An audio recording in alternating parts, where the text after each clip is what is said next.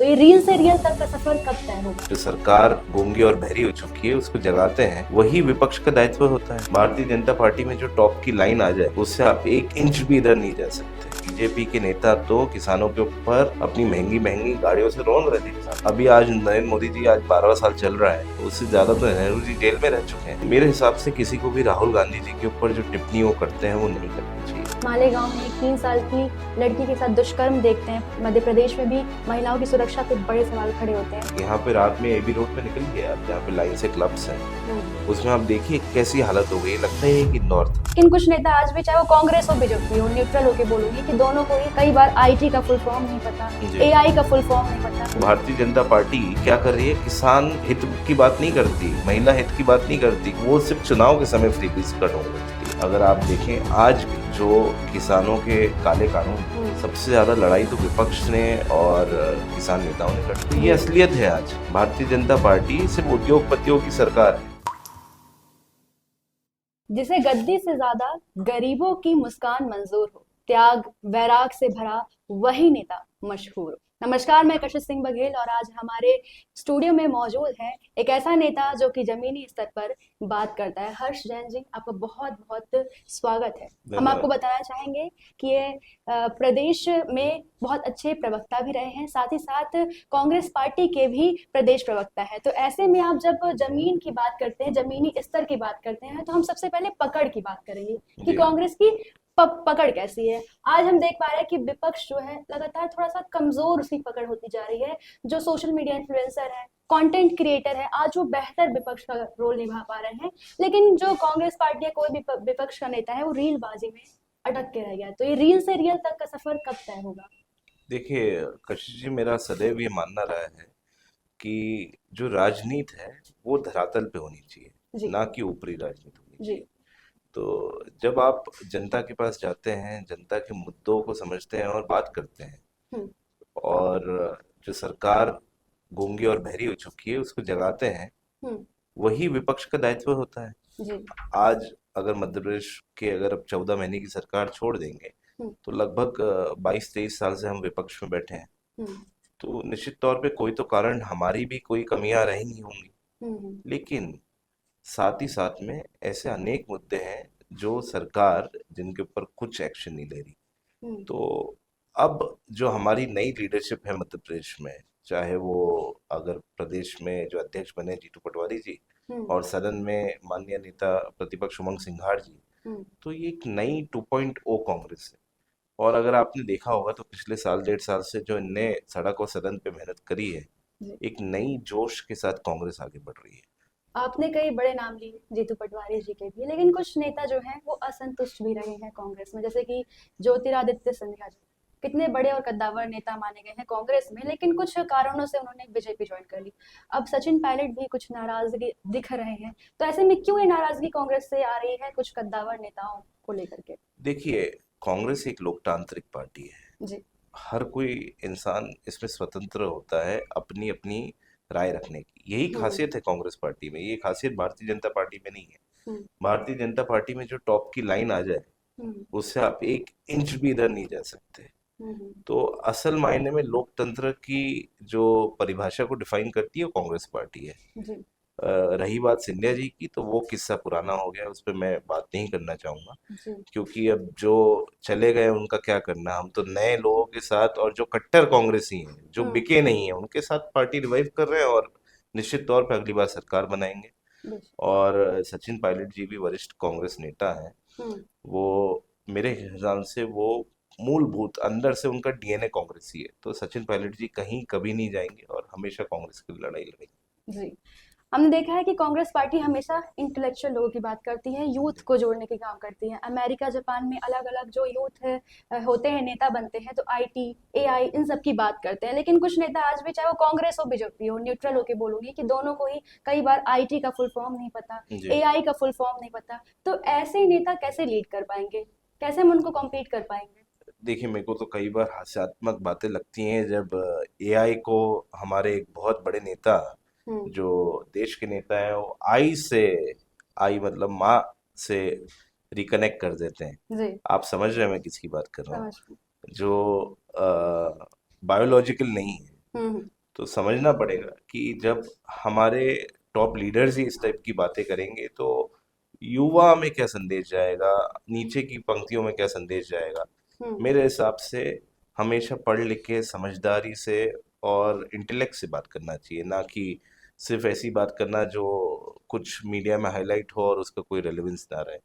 हम्म अब एक और सवाल है कि लगातार देश प्रदेश कर्ज में डूब रहा है, इसका सबसे बड़ा कारण है फ्रीबीज, यानी जी मुफ्त में पंजीरी बांटना। जी अब क्या होता है कि कांग्रेस आरोप लगाती है, जी बीजेपी ने लाडली बहना जी किया, ये वो किया, केजरीवाल ने किया, लेकिन आप जानते होंगे मध्य प्रदेश में कमलनाथ ने ही सबसे पहले किसान के कर्ज माफी की बात की, नारी सम्मान की बात की, यानी जो बेस है यही से तैयार हुआ, फिर आरोप लगाए जा रहे हैं। खुद पे सुधार, उसके बाद आरोप, क्योंकि बीजेपी तो कर ही रही हालांकि, लेकिन देखिए, अब कांग्रेस का भी मैं इसमें कहीं ना मैं कहीं रोल है। इसमें इसमें दो जी चीजें हैं। एक फ्रीबीज चुनाव के समय बांटना, जी। और एक कर्ज माफी जो किसानों के लिए करी गई थी, किसानों के हित में करी गई थी। तो माफ क्यों नहीं हुआ जब कर्ज? कमलनाथ नहीं माफ हुए, लगभग 2 लाख किसानों असंतुष्ट के, है किसान अभी दो भी। लाख हमारे पास 14 महीने का समय था, 2 लाख किसानों के कर्ज माफ हुए और 2 लाख से ज्यादा माफ हुए। जी अगर आप समझेंगे जी जी। तो भारतीय जनता पार्टी क्या कर रही है, किसान हित की बात नहीं करती, महिला हित की बात नहीं करती, वो सिर्फ चुनाव के समय फ्रीबीज का ढोंग रचती है। हम्म हम बड़े बड़े उद्योगपतियों का कर्ज कांग्रेस पार्टी ने माफ नहीं करा। भारतीय हम्म जनता पार्टी का इतिहास उठा के देख लीजिए,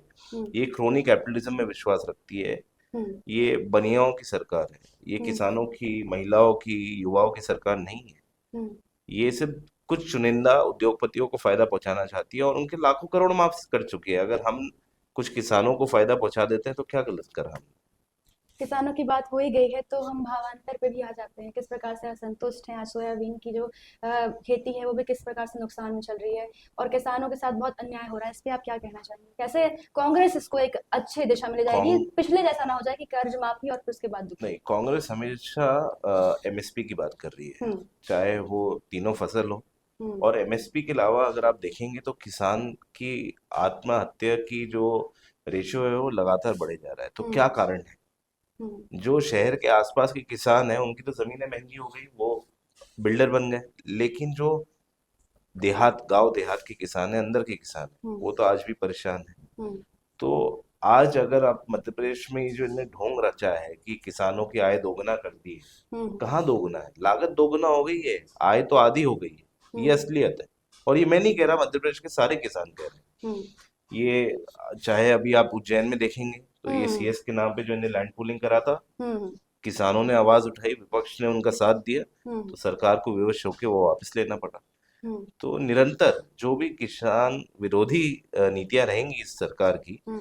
उस पे हम आवाज उठाएंगे और आगे किसानों के हित की बात बेशक करेंगे। हम सब भी चाहेंगे कि विपक्ष मजबूत बने, जिससे जो सत्ता में बैठे लोग हैं वो सुधार कर सकें। तो आपसे एक और सवाल है कि कांग्रेस कई आरोप मढ़ती है, हम्म लेकिन अब किसान की बात जैसे आपने की, तो आपकी पार्टी क्या एक्शन लेगी जिससे अब किसान खुश रहे, संतुष्ट रहे, अन्नदाता ही एक खिले, ऐसा? देखिए, अगर आप देखें तो माननीय राहुल गांधी की सोच हमेशा किसान हित की रही है। हम्म चाहे वो लैंड पुलिंग एक्ट की बात हो उस समय जब हमारी सरकार थी, हम्म चाहे वो मंसूर कांड की बात हो, जब हम्म। ये निर्दय सरकार ने गोलियां चला दी किसानों के ऊपर। हाँ जी। अगर आप देखें आज भी जो किसानों के काले कानून थे, हम्म सबसे ज्यादा लड़ाई तो विपक्ष ने और किसान नेताओं ने लड़ी है। हम्म राहुल गांधी जी पूरे समय साथ में थे। बीजेपी के नेता तो किसानों के ऊपर अपनी महंगी महंगी गाड़ियों से रौंद रहे थे किसानों को। तो ये जी। असलियत है। आज भारतीय जनता पार्टी सिर्फ उद्योगपतियों की सरकार है। हम्म और निरंकुश जिस हिसाब से भारतीय जनता पार्टी की सरकार हो चुकी है और उनके नेता हो चुके हैं, आजकल बीजेपी अपने कार्यकर्ताओं को भी नहीं मानती। ये हम्म। फैक्ट है। आप कैमरा हटा के कभी किसी से कार्यकर्ता से पूछें तो कार्यकर्ता भी खुश नहीं है। ये टेक्निक जान चुके हैं। वो जानते हैं कि अंत में हम सेटिंग करके चुनाव जीत लेंगे, कार्यकर्ताओं की क्या वजूद है। आपने राहुल गांधी की बात की, ये बहुत बड़ा चेहरा है कांग्रेस में, लेकिन विपक्ष हो, जनता हो, आरोप लगा देती है कि कांग्रेस क्यों सिर्फ राहुल गांधी को एक चेहरा बनाना चाहती है, और भी इंदिरा गांधी भी है कैपेबल, देखा जाए तो और भी बहुत लोग हैं, बड़े बड़े लोग हैं जो कि बात करते हैं कि प्रियंका गांधी कहना चाह रही थी, और भी बहुत बड़े नेता हैं, तो क्यों सिर्फ राहुल गांधी को ही आगे किया जाता है? बड़े और चेहरे क्यों नहीं लाया जाता है नहीं, कोई? अगर आपने परसों की माननीय प्रियंका गांधी जी की स्पीच देखी होगी पार्लियामेंट में, हाँ, सुनी है, तो वंदे मातरम को हाँ, लेकर के तो जी। अगर आप देखें तो वंदे मातरम के ऊपर जो प्रियंका जी ने बोला, हम्म पूरे देश ने उसकी सराहना करी। जी। प्रियंका जी अभी माननीय सांसद हैं हम्म। और बड़ी मेजोरिटी से जीत के आई हैं, तो प्रियंका जी निश्चित ही मुद्दे उठा रही हैं और जनता की आवाज उठा रही हैं।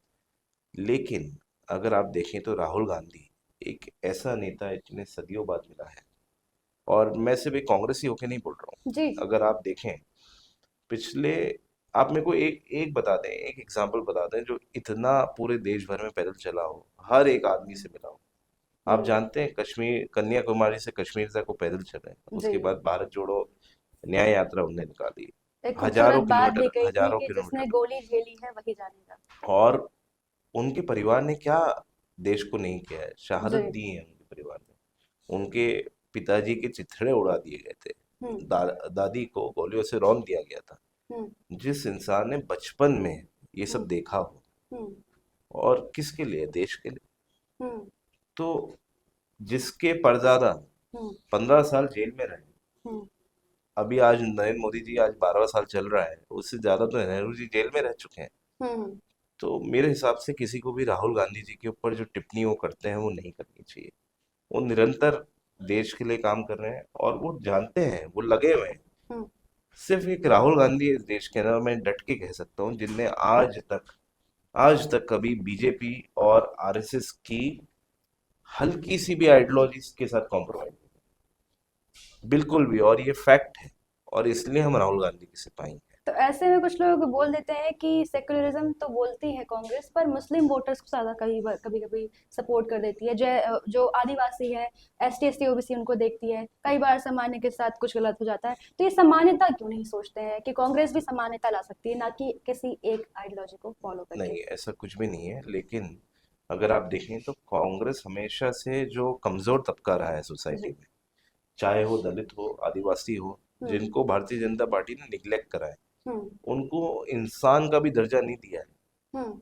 आदिवासियों को ये लोग वनवासी बोलते थे, वो जानवरों से हाँ। जैसा बर्ताव जी। करते थे, वो हम्म। उनको इंसान भी नहीं मानते थे। हम्म। हमने हमेशा जो कमजोर तबका हो, चाहे वो दलित हो या गरीब सामान्य क्लास भी हो, हम्म। उसको उठाने की बात करी है। हम्म। इसमें जात पात की बात नहीं है, इसमें कमजोर तबके की बात तो कमजोर तबका सामान्य वर्ग भी हो सकता है। है। मैं गरीब मतलब मिडिल क्लास भी जैसे है, कि एसटी एससी गरीब ओबीसी का सामान्य। कोई जी। बच्चा रहे हो, अब वो बन गए आईएएस अधिकारी। जी। अब वो तो है तो एसटी एससी ओबीसी, जी। लेकिन उनके बच्चों को अगर मिलता है संरक्षण और आरक्षण मिलता है, वहीं जो एक सामान्य गरीब परिवार से इसको नहीं मिलता है, तो ये तो एक थोड़ा सा असमानता का पूरे देश में फैला हुआ है। सब इस चीज को लेकर के स्टूडेंट काफी प्रश्न करते हैं। उनको आप क्या गाइड करना कशिश चाहेंगे? जी, मैं एक बात, खैर ये जो विषय है बहुत सेंसिटिव है, हाँ, लेकिन काफी ज्यादा। मैं इसमें एक बात कहना चाहूँ। हम्म। जिस समाज ने सदियों से, उनमें से एक आईएएस है, दो आईएएस बन गए अभी हाल फिलहाल इस जनरेशन में या इसकी पहली जनरेशन में, हम्म। सदियों से जिनने प्रताड़ना झेली, हम्म। जिनको आपने इंसान ही नहीं माना, हम्म। मूलभूत सुविधाओं से वंचित रखा, हम्म। जहां से आप पानी पीते थे वहां का वो पानी नहीं पी सकते थे, हम्म। जो मंदिर में आप जाते थे वो उस मंदिर में दर्शन करने नहीं जा सकते थे, जी। अरे अपने घर में शादी में घोड़ी पे नहीं बैठ सकते थे। जी। आप अगर उनकी प्रताड़ना देखेंगे तो, अगर उनको निश्चित ही कुछ मिला है तो प्रताड़ना बहुत ज्यादा बड़ी थी। हम्म। तो मैं मानता हूं कि जब तक अंदर से सोच में आज भी सोच परिवर्तन नहीं हुआ है कम्प्लीटली, जी। जिस दिन ये सोच बदल जाएगी ना, जिस दिन हम समझ लेंगे कि क्या ऊंची जात क्या नीची जात सब एक है, सब इस हम्म। देश के नागरिक हैं, उस दिन ये सही में इस देश का उद्धार हो जाएगा। एक प्रश्न है मेरा कि आपने देखा कि संतोष वर्मा जो आईएएस अधिकारी थे, उनके बयान को लेके इतना भड़के, सब इतनी बात की। वहीं दूसरी तरफ आपने मालेगांव में एक 3 साल की लड़की के साथ दुष्कर्म देखते हैं। मध्य प्रदेश में भी महिलाओं की सुरक्षा पे बड़े सवाल खड़े होते हैं। तो ये क्या संतोष वर्मा का मुद्दा राष्ट्रीय स्तर पर ले जाने लायक है, या महिलाओं की सुरक्षा का मुद्दा? मैं समझता हूँ कि निश्चित तौर पर जो संतोष वर्मा जी ने कहा, जी। वो उसकी जितना निंदा करे वो कम है। हम्म। बेटी बेटी होती है, किसी की भी चाहे वो बेटी हो। किसी की भी हो। जी। तो उसके ऊपर तो मैं कुछ कमेंट नहीं करना चाहूंगा, बस उसकी निंदा ही कर सकता हूँ। जी। और महिला सुरक्षा की अगर अपन बात करें, हम्म। तो आज देखिए मध्य प्रदेश की, आप एनसीआरबी का डेटा देख लें, मध्य प्रदेश किस रैंक पे है। हम्म। मध्य प्रदेश में लगातार, हम्म। और आप आज हम इंदौर में बैठे हैं, हम्म। यहाँ पे रात में एबी रोड पे निकल गया, आप जहाँ पे लाइन से क्लब्स हैं, हम्म। उसमें आप देखिए कैसी हालत हो गई, लगता ही नहीं कि इंदौर था। जी।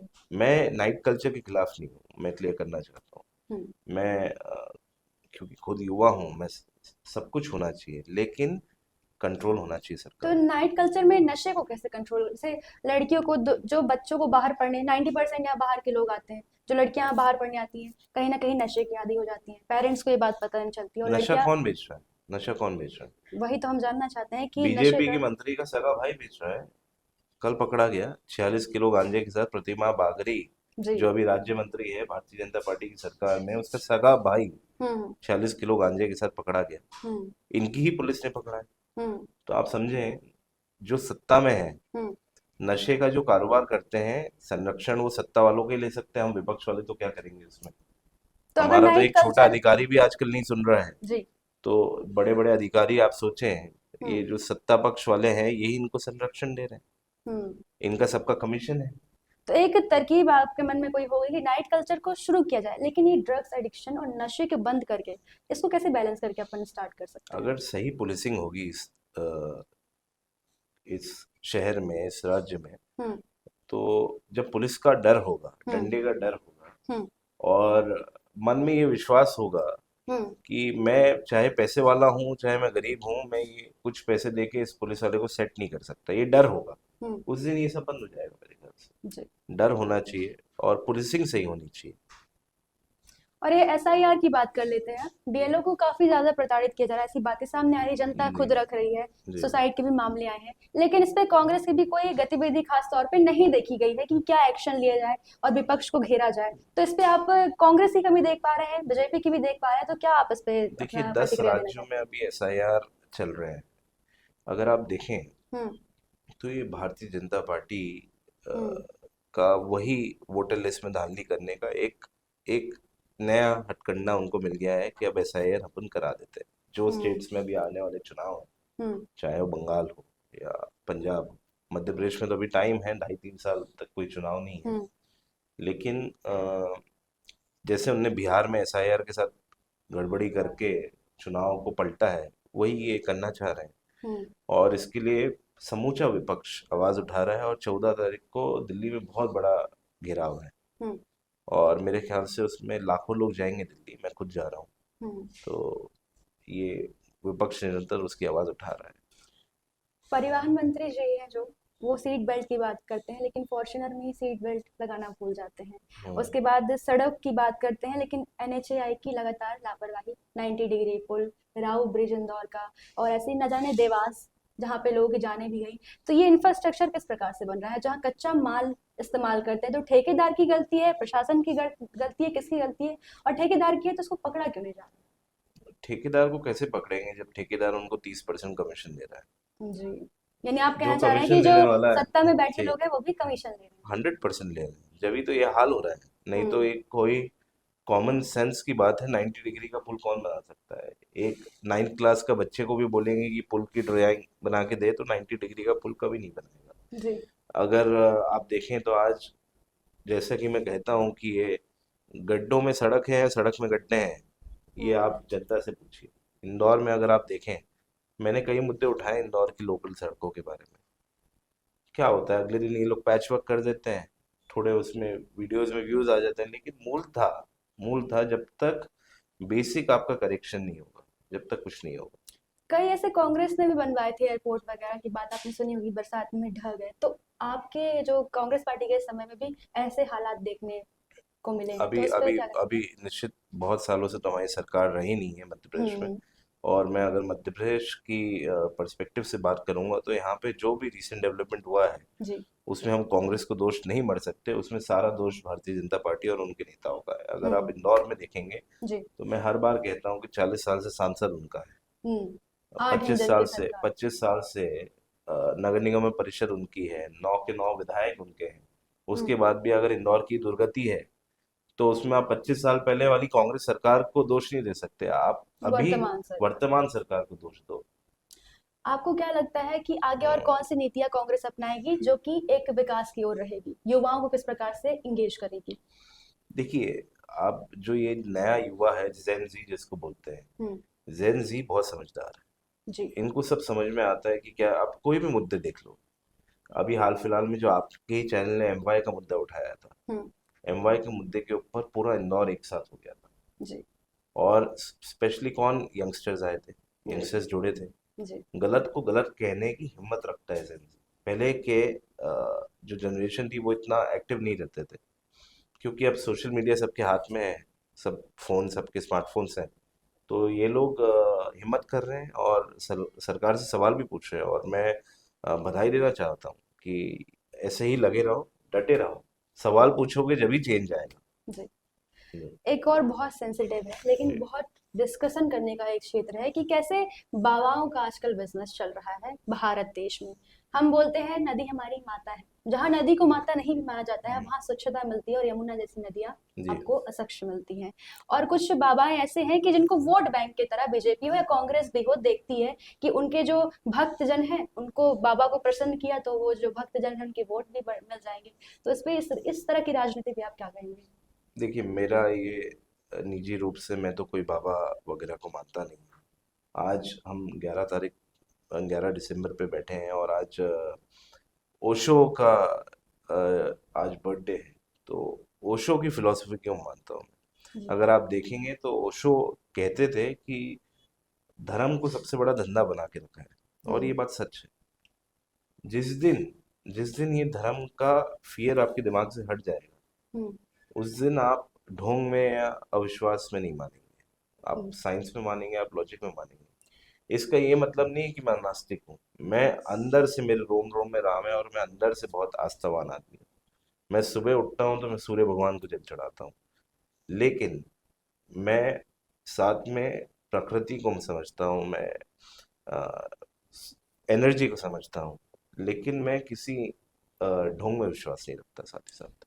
सर आपने देखा होगा कि आप मानते नहीं हैं बाबाओं पर प्रदीप मिश्रा के प्रति आपका काफी सम्मान और सहयोग है, लेकिन हम्म। अभी जवाबदेही भी बनना पड़ेगा क्योंकि आपने रुद्राक्ष कांड सुना होगा, जी। है ना? जब उनके उन्होंने क्षमता से ज्यादा लोगों को बुला लिया, कई बार ऐसे मामले आए हैं जिनमें एक महिला की मौत हो गई थी। तो इस तरह के एजेंडे को आप किस तरह से देखते हैं जब आप बाबाओं पर विश्वास नहीं करते हैं? निश्चित तौर पे अगर पंडित प्रदीप मिश्रा की आप बात करेंगे, तो पंडित प्रदीप मिश्रा ने क्या गलत करा? सबसे पहली बात, कुछ गलत नहीं करा। उनने कोई चमत्कार नहीं बताया, कोई अ, कलाकारी नहीं बताई, कोई पर्ची नहीं बांटी। अगर उनने रुद्राक्ष बांटे हैं, राधा और रानी जी अगर को उनने लेकर। उनने रुद्राक्ष बांटे और उसमें मिसमैनेजमेंट हुआ, तो दोष किसका मरता है? दोष वहां के लोकल प्रशासन का मरता है। जब सबको पता है कि लाखों की भीड़ आने वाली है, लेकिन मैनेजमेंट प्रशासन के हाथ में होता है, प्रशासन सजग नहीं था, जी। वहां का लोकल एडमिनिस्ट्रेशन टोटल तो फेलियर रहा है। 20 बता के और आप जी। 50 बुला लेंगे तो जी। फिर जी। इसमें प्रशासन भी क्या कर सकता है? उसमें उसमें कई बार जनता जनता भी आ जाती है। जनता का भी आप विश्वास देखेंगे तो जनता निश्चित तौर पे पंडित प्रदीप मिश्रा को बहुत मानती है। हम्म। और इसमें मैं ये कहना चाहूंगा कि आगे जो भी आयोजन हो, निश्चित हम्म। तौर पे जो क्षति हुई है वो गलत है, हम्म। और ऐसा नहीं होना चाहिए था। लेकिन आगे जो भी आयोजन हो, हम्म। उसमें सरकार सहजतापूर्ण और लोकल एडमिनिस्ट्रेशन पूरा ध्यान रखे और उसको सफलतापूर्वक करवाए। आप पंडित धीरेन्द्र कृष्ण शास्त्री को कैसे देखते हैं? क्या उन्होंने सच में हिंदुओं को जोड़ने का काम किया है, हिंदू राष्ट्र बनाना चाहते हैं? क्या आपकी टिप्पणी रहेगी इस पर? देखिए, मैं जो वो कर रहे हैं वो उनकी राह है, हम्म। लेकिन मैंने कहा, मैं ये पर्ची निकाल देना, किसी का भविष्य बता देना, हम्म। उसमें नहीं मानता। ये सब जी। ढोंग है, क्योंकि मैं खुद ज्योतिष हम्म। समझता हूँ, मैंने पढ़ाई करी हुई है ज्योतिष की, और हम्म। मैं ज्योतिष को एज ए साइंस लेता हूँ। हम्म।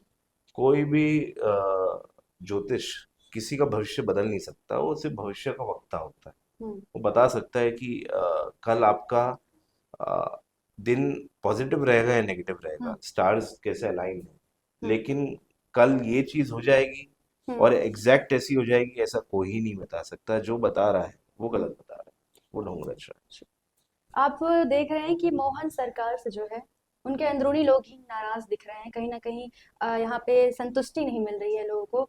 तो कांग्रेस अगर उनको रिप्लेस भी करती है तो कौन सा ऐसा चेहरा है मध्य प्रदेश में जिस पे जनता विश्वास करे? है। आपने क्वेश्चन गलत पूछा, पर वो पूछा सही। कांग्रेस ही रिप्लेस करेगी मोहन यादव जी को, और कांग्रेस अपनी सरकार बनाएगी, और कांग्रेस का हर एक कार्यकर्ता हम्म। पावर में आएगा, और हर एक कार्यकर्ता इस प्रदेश को चलाएगा। जी। कई बार बोल देते हैं ना, जैसे कि कमलनाथ जब बने थे जी लेकिन कुछ ही दिनों में उनकी सरकार ढह गई, है ना। जी। ऐसा तो कुछ ऐसा चेहरा है पावरफुल जिसमें आप पूरे प्रदेश में देखते हो, जिसको खड़ा करेंगे तो वो देखिए, डगमगाए जब ना। जब जब कांग्रेस की सरकार 2018 में बनी थी, जब भी कमलनाथ जी फेस डिक्लेयर्ड नहीं थे। हम्म। उस समय सिन्हा जी भी थे, दिग्विजय सिंह जी भी थे, कमलनाथ जी भी थे। हम्म। लेकिन फेस डिक्लेयर कांग्रेस पार्टी ने नहीं करा था, और वो कभी भी नहीं करती। कांग्रेस पार्टी का ये नियम रहा है। हम्म। तो कांग्रेस पार्टी अभी अभी सबसे पहले हमारा उद्देश्य ये है कि हर एक विधानसभा में हमारा एक ऐसा व्यक्ति हो जो वो सीट निकाल पाए। हम्म। जब वो सीट निकाल पाएगा तो हाल फिलहाल में 230 सीटें, हो सकता है परिसीमन के बाद कुछ बढ़े। हम्म। हमें जब हमारे विधायक दल जो चुनेंगे उनको हम नेता मानेंगे, बट निश्चित तौर पे कांग्रेस इस बार संगठन में काम कर रही है, और कांग्रेस मजबूती से इस बार चुनाव लड़ेगी और जीतेंगे हम। जी। एक और सवाल आखिरी मेरा रहेगा कि अब हर्ष जैन किस प्रकार से और आगे की ओर बढ़ेंगे और क्या क्या नीति अपने जीवन में अपनाएंगे? देखिए कशिश जी, मैं सदैव ये मानता आया हूँ जब से मैं राजनीति में हूँ। पहली बात तो मैं भूतकाल के ऊपर मलाल नहीं रखता, मैं आज की चिंता नहीं करता और मैं कल की परवाह नहीं करता। तो जैसे समय आएगा, जो नियति तय करेगी वहां मैं आगे जाऊंगा, और ये मैं नियति के ऊपर ही छोड़ देना चाहता हूँ। आपके धैर्यता भरे जवाबों ने आज सबको ही, शायद जनता को भी संतुष्ट किया हो, जो हमारी ऑडियंस देख रही हो। हम चाहेंगे कि इसी धैर्यता से आप आगे बढ़ते रहें और जनता के हित के लिए काम करें, और ऐसे ही अपडेट्स के लिए बतंगड़ के साथ जुड़े रहें। नमस्कार। धन्यवाद।